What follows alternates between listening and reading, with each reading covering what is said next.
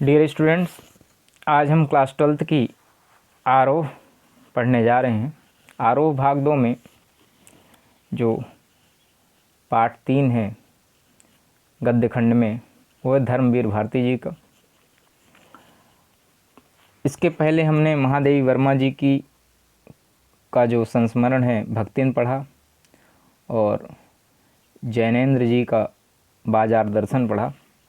तत्पश्चात इसी क्रम में, इसी कड़ी में आज हम धर्मवीर भारती जी को पढ़ने जा रहे हैं। यहाँ इनकी जो संकलित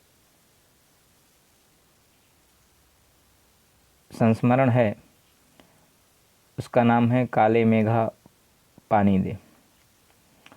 तो आइए सबसे पहले पढ़ते हैं, जानते हैं धर्मवीर भारती जी के बारे में।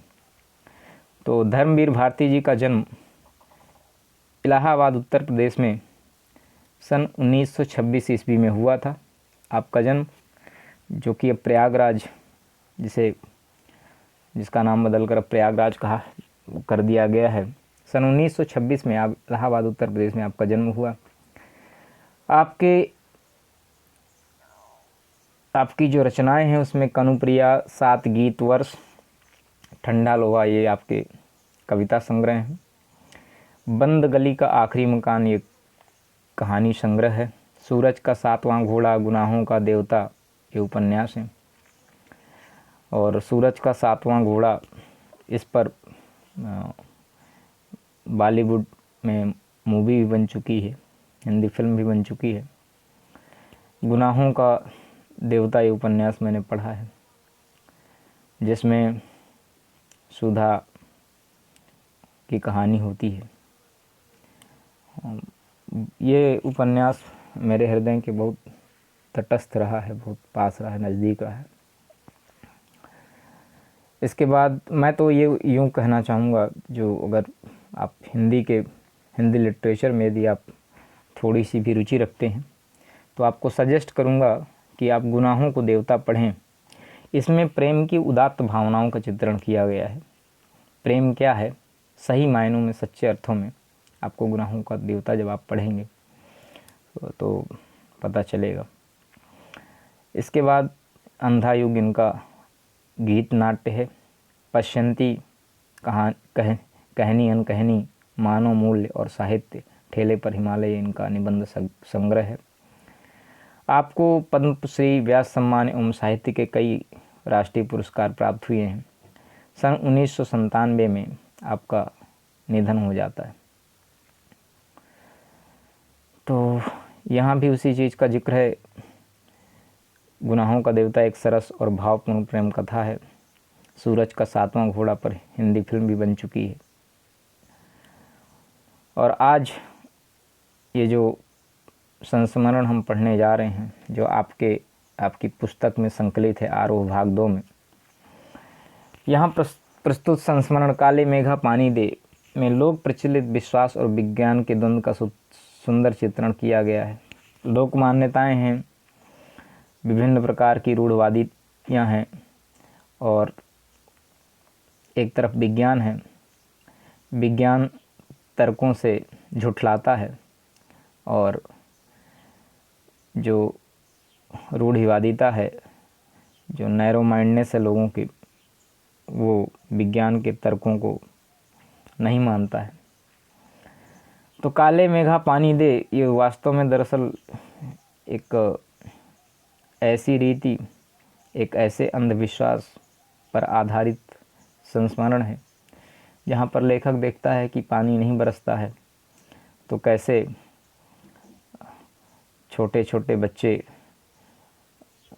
नंग धड़ंग अपने नग्न शरीर को लेकर के उसमें कीचड़ लेप लेते हैं, कीचड़ से उनका शरीर सना होता है, और गलियों में हुड़दंग करते रहते हैं, दौड़ते रहते हैं, और अपने आप को इंद्र की सेना कहते हैं, अर्थात इंद्र की सेना कहते हैं। ये बात लेखक को, धर्मवीर भारती जी को, उचित नहीं लगती है। उन्होंने विज्ञान के तर्कों को और इन अंधविश्वासों के बीच का ये जो द्वंद्व है, अंतर्द्वंद है, इसके बारे में बताया है। तो आइए पढ़ते हैं इस पाठ को। तो जैसा मैं पहले ही बता चुका हूँ कि संस्मरण कहानी ये सारी बहुत लेंदी होती हैं, तो इनको पढ़ना मुमकिन नहीं होता है कि मैं इनको पहले वीडियो क्लास के थ्रू एक एक अक्षर से इसको शब्द शब्द पढ़ूँ, एक एक वाक्य पढ़ूँ और फिर उसका एक्सप्लेन करूँ। अगर ऐसा करूँगा तो मैं वीडियो की साइज़ जो है कम से कम 2 GB के आसपास बैठेगी। अतः मैं इसको समराइज़ करता हूँ अपने अंदाज में। हाँ, इतना ज़रूर आपको एश्योरेंस देता हूँ कि कोई भी इम्पॉर्टेंट फैक्ट्स, कोई भी महत्वपूर्ण चीज़ इसमें से मिस नहीं होने पाएगी। आप किताब पढ़ेंगे भी और उसके बाद फिर आप इसको क्रॉस चेक भी करें, कोई भी चीज़ छूटने नहीं पाएगी। तो और मैं एग्ज़ाम के पॉइंट ऑफ व्यू से आपको इसको समझाने का प्रयास भी करूँगा। तो काले मेघा पानी देव एक ये जो संस्मरण है लोक जीवन के विश्वास, अंधविश्वास और विज्ञान के तर्क पर आधारित है। जब भीषण गर्मी के कारण लोग व्याकुल हो जाते हैं तो वर्षा करने के लिए विभिन्न प्रकार के पूजा पाठ, कथा विधान, इस तरह की चीज़ें करते हैं। आप भी देखते होंगे ग्रामीण आंचलिक क्षेत्रों में आज भी जब पानी नहीं बरसता है तो कुछ लोग यज्ञ हवन करते हैं, कुछ लोग किसी प्रकार का पूजा पाठ करते हैं। तो विभिन्न प्रकार के अंधविश्वास, विभिन्न प्रकार की रूढ़ियाँ हैं। पानी बरसाने के लिए लोग तरह तरह के टोने टोटके आजमाते रहते हैं और जब वो थक हार जाते हैं तथा वर्षा के लिए अंतिम उपाय के रूप में इंद्र सेना निकलती है। जिस गांव में उन्होंने ये अंधविश्वास देखा उसकी बात कर रहे हैं, तो वहाँ हर प्रकार के पूजा पाठ, कथा विधान, ये सारी चीज़ें करते हैं लोग गर्मी से व्याकुल होकर के। बारिश के लिए वर्षा नहीं होती है तो वर्षा कराने के लिए अंतिम उपाय जो उनके पास होता है वो है इंद्र सेना निकाली जाती है। इंद्र मतलब इंद्र, चूँकि भारतीय हिंदू मान्यताओं के आधार पर इंद्र को वर्षा का देवता कहा जाता है। तो इंद्र को खुश करने के लिए इंद्र सेना नंग धड़ंग बच्चों की टोली है जो कीचड़ में लथपथ होकर गली मोहल्ले में घूमती है, हुड़दंग मचाती है और लोगों से पानी मांगती है। लोग अपने घरों की छतों, खिड़कियों से, दरवाज़ों से निकल करके इंद्र सेना पर पानी डालते हैं। लोगों की ऐसी मान्यता है कि इंद्र बादलों के स्वामी हैं और वर्षा के देवता हैं। इंद्र की सेना पर पानी डालने से इंद्र भगवान प्रसन्न होकर पानी बरसाएंगे। तो सर जो गांव के बच्चे होते हैं वो मेढक मंडली कीचड़ और कांदों से बिल्कुल सने होते हैं। 10-12 वर्ष से 16 से 18 वर्ष के लड़के, सांवला नंगा बदन, सिर्फ एक जांघिया होती या कभी कभी सिर्फ एक लंगोटी, बाकी पूरा शरीर। और जो बच्चे बिल्कुल छोटे होते वो तो कुछ भी नहीं पहनते, पूरी तरह से नग्न और कीचड़ मिट्टी से, कांदों से सनासत शरीर होता है उनका। गली मोहल्लों में, छोटी छोटी गलियों में हुड़दंग करते, चिल्लाते, नाचते गाते जय हो गंगा मैया की ऐसा जय घोष करते हुए निकलते हैं, जाते हैं और लोगों से पानी मांगते हैं। और लोग अपने घरों की खिड़कियों, दरवाज़ों से, छतों से उनके ऊपर पानी डालते हैं। उनका मानना है कि ये पानी हम दान कर रहे हैं। तो लेखक का तर्क ये है कि जब पानी की इतनी किल्लत है, इतनी समस्या है, इतनी गर्मी है और पानी मिल नहीं पा रहा है, तो लोग इतनी मुश्किल में जो उन्होंने पानी रिज़र्व करके रखा हुआ है, सेव करके रखा हुआ है, स्टोर करके, उस पानी को भी गिरा दें और उसका वेस्टेज कर दें, उस पानी को बर्बाद कर दें इंद्र सेना के ऊपर डाल करके। तो मुश्किल से जमा किए पानी को भी बाल्टी भर भर कर इंद्र सेना पर डालकर पानी क्यों बर्बाद करते हैं लोग, ऐसा लेखक सोचता है। आर्य समाजी विचारधारा वाला ये जो लेखक है धर्मवीर भारती, वो इसे अंधविश्वास मानता है और मैं भी इसे अंधविश्वास ही मानता हूँ।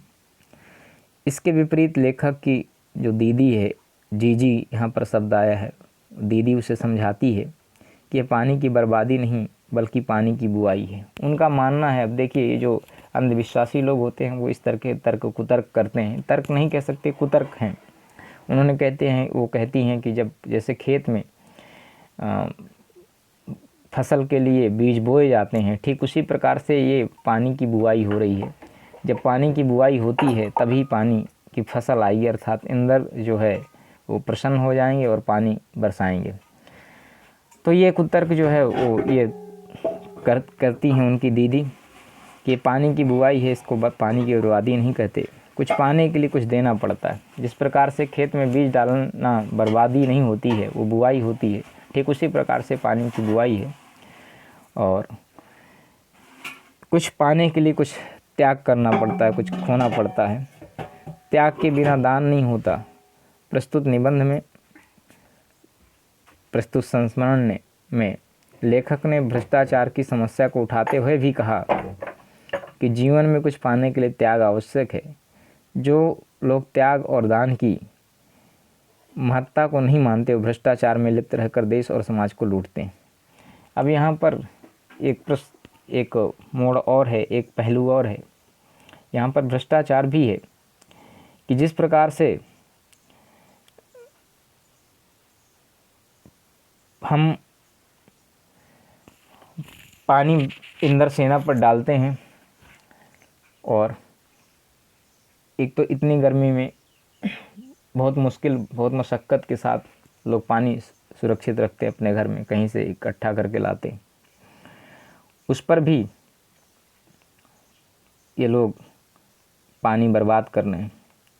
तो ठीक उसी प्रकार से ये देखिए इस चित्र में लोग, ये इंद्र सेना है, गाँव के 10-12 से 18 साल तक के बच्चे लोग अपने अपने घरों की खिड़कियों से, दरवाज़ों से पानी डालने का प्रयास करते हैं, डालते हैं, और इंद्र सेना खुश होकर नाचती।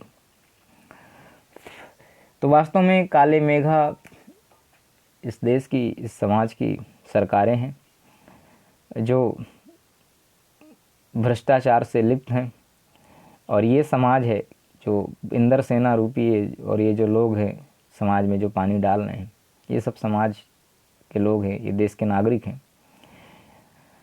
सब कुछ हजम करके बैठी हुई जो सरकारें हैं, सब कुछ डकार गई हैं। भ्रष्टाचार की बलवेदी पर सब कुछ स्वाहा हो चुका है। जिस प्रकार से पानी अवशोषित होकर के सूर्य सुखा लेता है, फिर उसका डिस्ट्रीब्यूशन नहीं करता है, ठीक उसी प्रकार से सरकारें टैक्स के रूप में सब कुछ ले जाती हैं, और फिर परिणाम स्वरूप जिस प्रकार से बारिश नहीं होती, लोग परेशान होते हैं, ठीक उसी प्रकार से सरकारें भी जनता का ध्यान नहीं देती हैं। तो उन्होंने, लेखक धर्मवीर भारती ने भ्रष्टाचार की समस्या को उठाते हुए कहा कि जिस प्रकार जीवन में कुछ पाने के लिए कुछ त्याग आवश्यक है, और जो लोग त्याग की महत्ता को नहीं मानते हुए ही भ्रष्टाचार में लिप्त रहकर देश और समाज को लूटते हैं। जी की आस्था भावनात्मक सच्चाई को पुष्ट करती है, और तर्क केवल वैज्ञानिक तथ्य को सत्य मानता है। जहाँ तर्क यथार्थ की कठोर धरातल पर सच्चाई को परखता है, तो वहीं आस्था अनहोनी बात को भी स्वीकार कर मन को संस्कारित करती है। भारत की स्वतंत्रता के 50 साल बाद भी देश में व्याप्त भ्रष्टाचार और स्वार्थ की भावना को देखकर लेखक दुखी है। आज देश को आज़ाद हुए इतने सालों हो गए, वही भ्रष्टाचार, वही बेरोजगारी, वही भुखमरी, देश की समस्याएं जो कहते हैं वहीं खड़ी हैं। तो इन सारी बातों से लेखक जो है बहुत आहत होता है, बहुत दुखी होता है। विज्ञान तर्कों के आधार पर यथार्थ को मानता है, और आस्था, संस्कार, कल्चर और ये रूढ़िवादी जो संस्कृति है, ये किसी अनहोनी की आशंका को स्वीकार करती है, उसको खारिज नहीं करती है कि अगर ऐसा नहीं करेंगे तो हो सकता है पानी ना बरसे, सूखा पड़ जाए। तो भारत की स्वतंत्रता के 50 साल बाद भी भ्रष्टाचार और ये स्वार्थ की भावना देखकर भी लेखक आज बहुत दुखी है। सरकार द्वारा चलाई जा रही योजनाएं गरीबों तक क्यों नहीं पहुंच पा रही हैं? काले मेघा के दल उमड़ रहे हैं, पर आज भी गरीब की गगरी फूटी क्यों है? जिस प्रकार से काले काले बादल पानी बरसाते हैं, वो पानी बरसाने वाले पीड़ित प्यासे जनों को पुनः उनका मन प्रसन्न चित्त करने वाले हैं, उनकी प्यास को, उनके अधरों की प्यास को बुझाने वाले हैं लोग। भारतीय ग्राम्य जीवन में जहाँ की अर्थव्यवस्था कृषि आधारित है, किसानों के लिए मानसून का आना बहुत खुशी की बात होती है। तो लोग टकटकी लगाए, आस लगाए बादलों की ओर देखते रहते हैं कि कब बादल आए और पानी बरसाएं, कब मानसून आएगा और पानी बरसेगा और हम अपना कृषि कार्य शुरू करें। तो उन्हें आशा लगी रहती है। लेकिन इन गरीब मजदूरों, गरीब किसानों की ये जो गगरी है, अर्थात जो मटकी जिसमें पानी भरते हैं वो फूटी की फूटी, अर्थात इनके हाथ में कुछ नहीं आता है। तो इसके माध्यम से लेखक ये कहना चाहते हैं कि सरकारें भी गरीबों के लिए जो भी इनकी योजनाएं आती हैं वो गरीबों के लिए नहीं होती हैं। इनकी आज भी दशा वैसी है दयनीय। इनके हिस्से, इनके हक में कुछ नहीं आता है। चूँकि ये गरीब किसान हैं, इनके बारे में कोई सोचने वाला नहीं, कोई सोच भी नहीं रहा है। तो आज भी स्थिति ज्यों का त्यों है। लेखक ने यह प्रश्न पाठकों के लिए खुला छोड़ दिया है कि ये स्थिति क्यों है। उसका जवाब समाज के हर व्यक्ति को देना चाहिए, केवल अकेले लेखक की जवाबदेही नहीं बन जाती है। इसलिए समाज के सामने लेखक ने इस प्रश्न को खुला छोड़ दिया है और ये जो पाठ है यहीं समाप्त होता है। इस तरह से हमने काले मेघा पानी दे इस पाठ को पढ़ा। अब इसके बाद हम इस पाठ में क्या क्या महत्वपूर्ण चीज़ें हैं, क्या प्रश्न उत्तर हैं, इसको वो भी देख लेते हैं। तो शुरू करते हैं पहले प्रश्न से। लोगों ने लड़कों की टोली को मेढक मंडली नाम किस आधार पर दिया? यह टोली अपने आप को इंद्रसेना कहकर क्यों बुलाती थी? तो बड़ी ही स्वाभाविक सी बात है। अनावृष्टि होने पर, अर्थात जब वृष्टि ही नहीं होती, वर्षा ही नहीं होती, उसको कहते हैं अनावृष्टि। जब अधिक वृष्टि होती है, अधिक बारिश होती है, उसको कहते हैं अतिवृष्टि। तो अनावृष्टि मतलब अकाल, सूखा पड़ जाना। तो अनावृष्टि होने पर गांव के किशोर बच्चे जो 10 से 12 से अमूमन 18 साल तक के बच्चे होते हैं, गली गली में अपनी एक टोली बनाकर नंग धड़ंग कीचड़ से सने हुए शरीर तो घूमकर पानी मांगते हैं, तथा जब उन पर लोग पानी डालते हैं तब वे प्रसन्नता पूर्वक पानी से सराबोर होकर धूल मिट्टी में लोट-पोट हो जाते हैं। गांव को कुछ लोगों को लड़कों का ऐसा नंग धड़ंग होना, कीचड़ में लोटना बुरा लगता था। वे इसे गंवारपन और अंधविश्वास समझते थे। इसलिए उन्होंने लड़कों की ऐसी टोली को, ऐसी मंडली को मेढक मंडली का नाम दिया। जीजी ने इंदर सेना पर पानी फेंके जाने को किस तरह सही ठहराया? तो उनकी दीदी ने पहले बताया कि भाई जिस तरह से हम खेतों में बीजों की बुआई करते हैं उसको बर्बादी नहीं कहते हैं, ठीक उसी प्रकार से इंदर सेना पर पानी फेंकना सही है। ये त्याग और दान की महत्ता, ऋषि मुनियों ने दान को सबसे ऊंचा स्थान दिया। जो चीज़ अपने पास भी कम हो और अपनी आवश्यकता को भूलकर वह चीज़ दूसरों को दान कर देना ही त्याग है। कुछ पाने के लिए कुछ खोना पड़ता है, कुछ देना पड़ता है। अतः देवता से भी कुछ मांगने के लिए पहले उन्हें कुछ दान भी करना पड़ता है। पहला तर्क दीदी ने ये दिया। दूसरा, इंद्रदेव को जल का अर्घ चढ़ाना। इंद्रसेना पर पानी फेंकना पानी की बर्बादी नहीं बल्कि इंद्रदेव को जल का अर्घ चढ़ाना है ताकि वो प्रसन्न होकर धरती को तृप्त करें। दूसरा तर्क और है पानी की बुआई करना। जिस प्रकार किसान फसल उगाने के लिए ज़मीन पर अपने सबसे अच्छे बीजों का दान कर बुआई करता है, वैसे ही पानी वाले बादलों की फसल पानी के लिए इंद्रसेना पर पानी डालकर बुआई की जाती है। तो इस तरह से उन्होंने सही ठहराया अपने कथनों को दीदी ने। इसके बाद है दानी दे धानी दे गुड़धानी दे। मेघों से पानी के साथ साथ गुड़धानी की मांग क्यों की जा रही है? तो गुड़धानी क्या होता है पहले मैं वो बता देता हूँ। गुड़धानी अनाज और गुड़ के मिश्रण को कहा जाता है। तो गुड़धानी अनाज और गुड़ के मिश्रण को कहते हैं। यहाँ पर गुड़धानी से तात्पर्य अच्छी फसल से है। हमारी अर्थव्यवस्था कृषि पर आधारित है। इस कारण जब अच्छी वर्षा होगी तभी अच्छी फसल भी होगी। इसलिए पानी के साथ साथ गुड़धानी की मांग की जा रही है। यहाँ गुड़धानी प्रसन्नता और खुशहाली का प्रतीक है। तो जब बच्चे जाते हैं तो इसलिए मांगते हैं पानी दे गुड़धानी दे, कि पानी देंगे तो पानी बरसेगा, गुड़धानी देंगे तो अर्थात खेतों में फसलें भी बहुत अच्छी आएंगी। इसलिए वो पानी और गुड़धानी का दान मांगते हैं। गगरी फूटी बैल पियासा, इंद्रसेना के इस खेल गीत में बैलों के प्यासा रहने की बात क्यों मुखरित हुई है? Question number 4। तो बैल हमारी जो पहले की जो ट्रेडिशनल कृषि होती थी, परंपरागत तरीके से जो खेती होती थी, उसमें बैल हमारी कृषि संस्कृति का अविभाजित हिस्सा था। या यूँ कह लें कि बैल भारतीय संस्कृति की रीढ़ की हड्डी भी है। किसान बैलों से ही खेतों को जोतकर अन्न उपजाते हैं। उनके प्यासे रहने पर कृषि प्रभावित होती है। इसलिए गगरी फूटी बैल पियासा, इंद्रसेना के इस खेल गीत में बैलों के प्यासा रहने की बात कृषि के संदर्भ में मुखरित हुई है। अर्थात जब वे तृप्त होंगे तभी खेतों में किसान की मेहनत को बल मिलेगा और धरती में फसलें लहलहाएंगी, धरती फसलों से संपन्न होगी।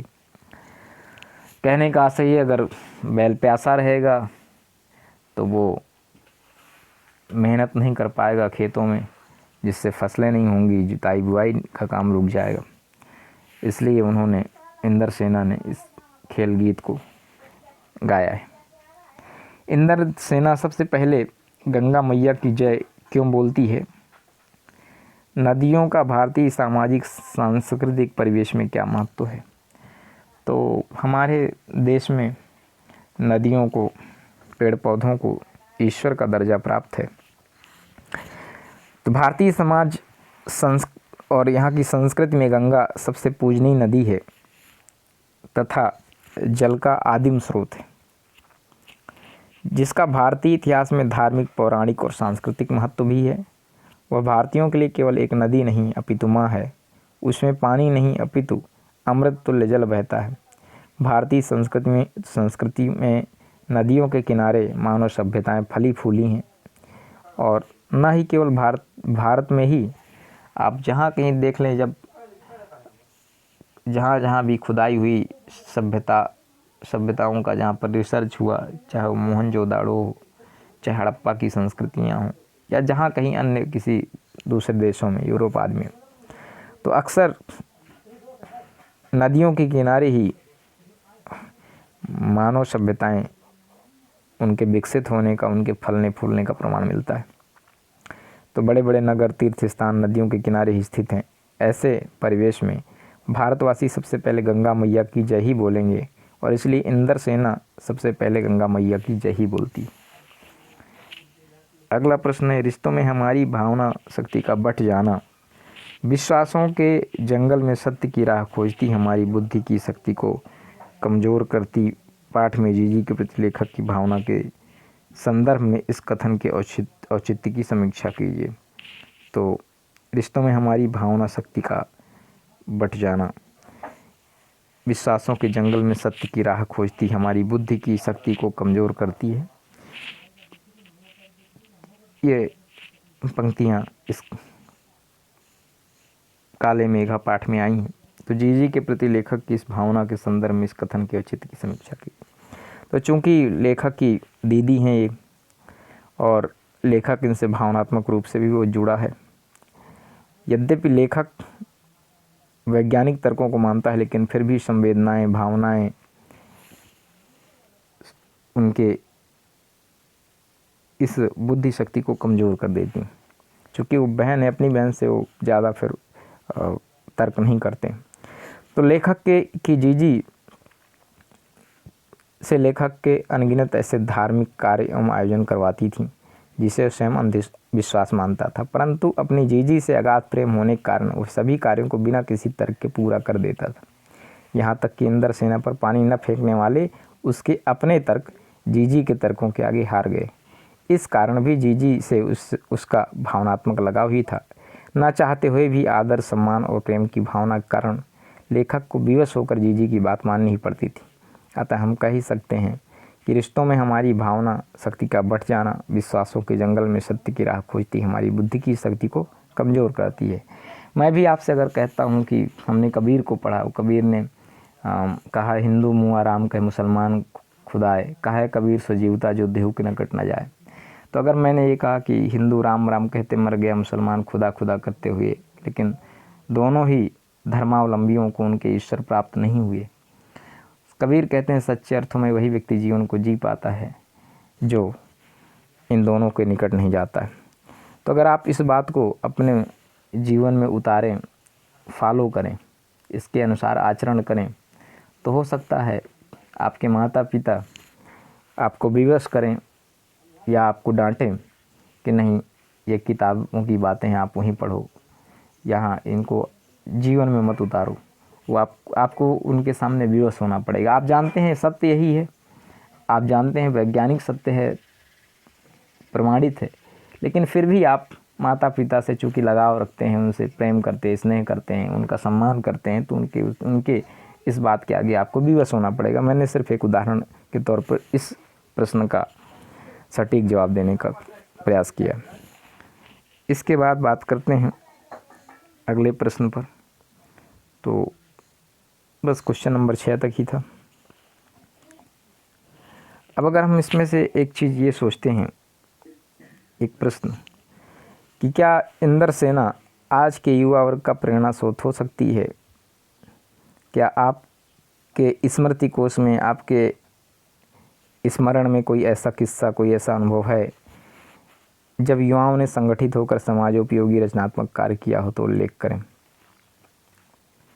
तो इंदर सेना सही मायने में आज के युवा वर्ग का प्रेरणा स्रोत बन सकती है, क्योंकि किसी भी सामाजिक समस्या को यदि सुलझाना है तो उसके लिए सामूहिक प्रयास ही आवश्यक होता है, और यही प्रयास इंदर सेना द्वारा भी किया जाता था। यद्यपि उन्हें गांव वालों की आलोचना का भी सामना करना पड़ता था, फिर भी वे साहस नहीं छोड़ते थे। सामूहिक शक्ति से हमें किसी भी आंदोलन को सफल बनाने की शक्ति मिलती है और हम उसे सफल बनाते हैं। जैसे पर्यावरण संबंधी चिपको आंदोलन अथवा महात्मा गांधी जी के आंदोलन, चाहे वो अंग्रेजों भारत छोड़ो हो, चाहे सविनय अवज्ञा आंदोलन हो, तो सारे सफल हुए। इसके बाद तकनीक और विकास के दौर में भारत की अर्थव्यवस्था कृषि पर निर्भर है। कृषि समाज में चैत्र वैशाख सभी माह बहुत महत्वपूर्ण है, पर आषाढ़ का चढ़ना उनमें उल्लास क्यों भर देता है? तो क्वेश्चन नंबर 2 ये हो गया, ये हो गया। तो आपको अगर याद होगा, आपने कभी निराला की कविता बादल राग पढ़ा होगा। बादलों को कांति के प्रतीक के रूप में दर्शाया गया है। बादल शोषित वर्ग को शोषकों द्वारा मुक्त कर उन्हें उनका अधिकार दिलाता है, उन्हें जागृत करता है। आपने पढ़ा होगा उत्साह कविता। उसी प्रकार क्लास 10th में, उसी प्रकार हमारे जीवन में बादल अहम भूमिका निभाते हैं। बादल न केवल प्यासी धरती की प्यास बुझाते हैं, बल्कि नए सृजन में भी अपनी महत्वपूर्ण भूमिका निभाते हैं। प्रकृति, नेचर, कुदरत और मनुष्य, इन दोनों का ही परस्पर रिश्ता है, संबंध है, दोनों एक दूसरे पर निर्भर रहते हैं। तो इसके आधार पर हम कह सकते हैं कि बादलों का हमारे जीवन में महत्वपूर्ण योगदान है।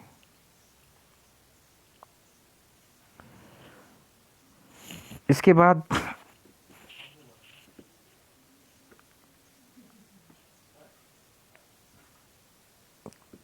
प्रश्न नंबर 6 जो इसमें है, आपकी दादी नानी किस तरह से विश्वासों की बात करती हैं? ऐसी स्थिति में उनके प्रति आपका रवैया क्या होता है? लिखिए। आप होमवर्क के तौर पे आप इसको करेंगे। आपके आसपास किस तरह के पुराने ख्याल हैं, किस तरह से रूढ़वादी सोच है, नैरो माइंडनेस, किस तरह से लोग अंधविश्वास वाली बातें करते हैं और आपको क्या कहते हैं। मैं उदाहरण के स्वरूप पर अगर कुछ उदाहरण प्रस्तुत करूं, तो जैसे आज भी बिल्ली का रास्ता काटना, रास्ता काट गई बिल्ली तो नहीं निकलना है, तो एक अंधविश्वास है। निकलते समय अगर आप घर से बाहर निकल रहे हैं, उस समय कोई छींक दे तो छींक का आना, आँख अगर फड़कती है तो उसका भी है, पशुओं का जैसे अमूमन आमतौर पर शाम को कुत्ते या बिल्ली का रोना, ये सारे अंधविश्वास फैले हुए हैं। तो क्या आपके आसपास भी इस तरह के अंधविश्वास हैं जो आपके बड़े बुजुर्ग आपको उसके लिए फिर कुछ उपाय बताते हैं, कुछ नसीहत देते हैं? तो अगर ऐसा कुछ है तो आप उसको लिखेंगे। तो प्यारे बच्चों, ये पाठ यहीं ख़त्म होता है। हमने इसको पूरा पढ़ा, इसको समझा, इसके सारे प्रश्न उत्तर किए। अगर आपको फिर भी कहीं पर कुछ डाउट्स हों तो आप प्लीज़ कमेंट बॉक्स में आएँ और कमेंट करें, अपने प्रश्न पूछें। यथासंभव हर एक प्रश्न का समय रहते समय निकाल करके जवाब देने का प्रयास करूँगा। तो इस पाठ को, इस वीडियो सेशन को अभी यहीं टर्मिनेट करते हैं। आपसे एक निवेदन ये है कि यदि आपको वीडियो पसंद आया हो, ये रिलेवेंट लगा हो, तो कृपया इसे लाइक, शेयर और सब्सक्राइब ज़रूर करें। उसके पीछे का कारण ये है कि मैं चाहता हूँ कि ये बात